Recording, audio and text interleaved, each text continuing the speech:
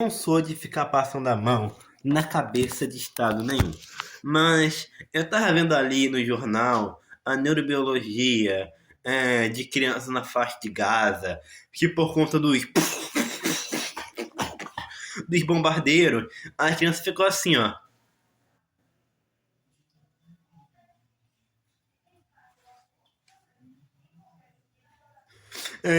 A neurobiologia explica que a área do desenvolvimento da fala ela trava por conta do extremo sofrimento. A criança vê os irmãos explodindo na frente dela, vê o pai em pedaços, vê vizinhos sendo bombardeados, enfim. Mas eu não quero ser reducionista. Reduzir todo o sofrimento em Gaza, é culpa de Israel. Cuidado com o neo, com aquele movimento neo na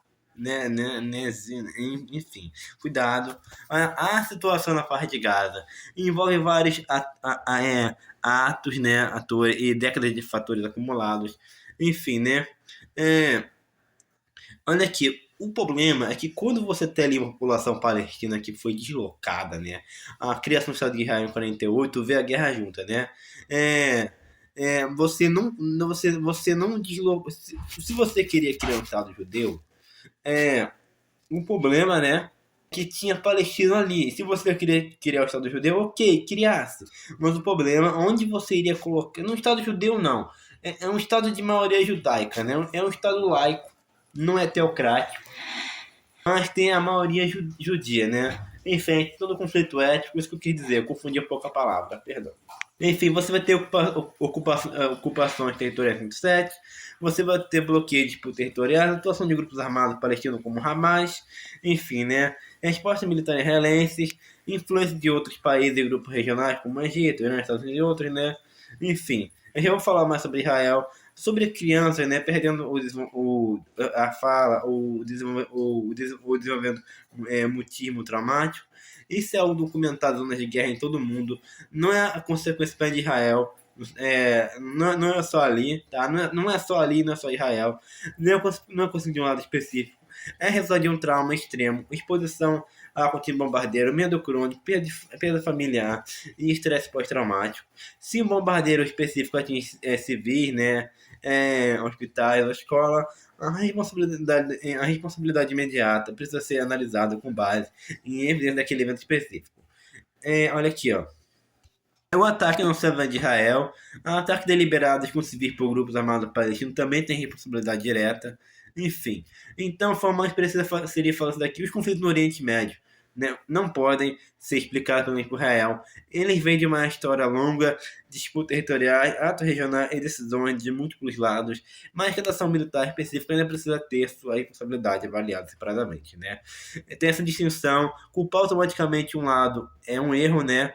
Um lado por tudo, usar a complexidade histórica, né, para pagar a responsabilidade concreta, enfim, né, enfim.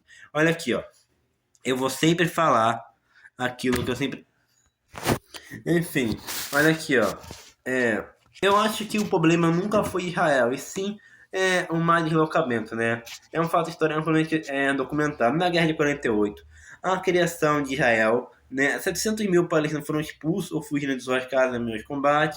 Esse não se chamado de Nakaba Catástrofe. O debate histórico está mais em como isso aconteceu, em que grau foi planejado, não em si, né, a ocupação a um lado, né. Olha aqui, ó, uma interpretação diferente. Muitos palestinos teriam saído por conta da guerra, atendendo o chamado de liderança árabe, fim do conflito, né. Olha aqui, ó, essa é a interpretação narrativa israelense tradicional. Pesquisadores revisionistas, né, mostram que houve uma mistura de fatores da guerra real, também impulsões por forças judaicas locais, foi diante de massacre, o temor deles, né, de massacre e colapso social, né. O consenso acadêmico hoje tende a ser uma combinação de guerra, pânico coletivo e expulsões forçadas em diversos casos. E é uma série de fatores, né, enfim. Isso tem acontecido até hoje porque muitos descendentes desses refugiados que não têm direito reconhecido de retorno, vivendo em campo ou diáspora em lugares como Líbano, Jordânia, Cisjordânia, enfim, né? Olha aqui, ó. Eu não gosto de ficar simplificando, dizer que todo conflito existe só por conta de Israel, né?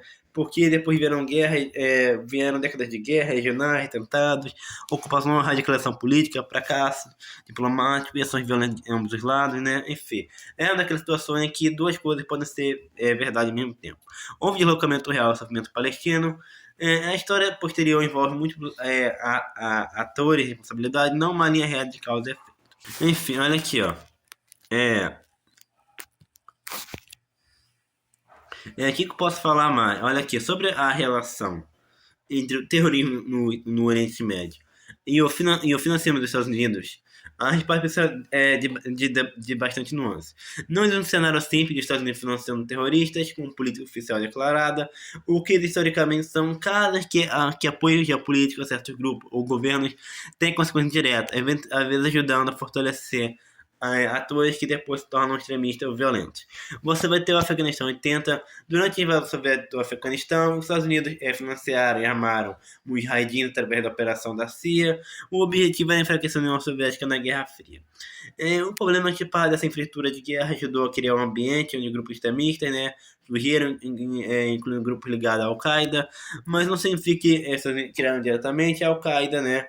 Essa informação é uma simplificação excessiva. Os Estados Unidos financiaram militarmente aliados como Israel, além de manter, né, relações estratégicas com outros países da região. Críticos argumentam que esse apoio sustentações que agravam conflitos e indiretamente alimentam radicalização. Apoiadores argumentam que isso serve para instabilidade regional e segurança. Guerras como do Iraque em 2013 desestabilizam regiões inteiras. Há consenso forte entre muitos analistas de que esse tipo de desorganização estatal criou espaço para grupos como o Estado Islâmico crescerem, né? Enfim. Olha aqui, isso é diferente de dizer que os Estados Unidos financiaram o Estado Islâmico. São os remanescentes que ficaram com as armas americanas. A formulação mais precisa seria certas decisões estratégicas americanas contribuindo para condições que facilitaram o surgimento ou forças de grupos extremistas, né? Os Estados Unidos são um dos principais apoiadores diplomáticos e militares de Israel. Então, quem critica a atuação israelense fica que aponta com correspondente política americana, né? Isso é um argumento político debatido, mas é importante separar apoio estatal aliado e financiamento direto de grupos, né? São coisas diferentes. Enfim.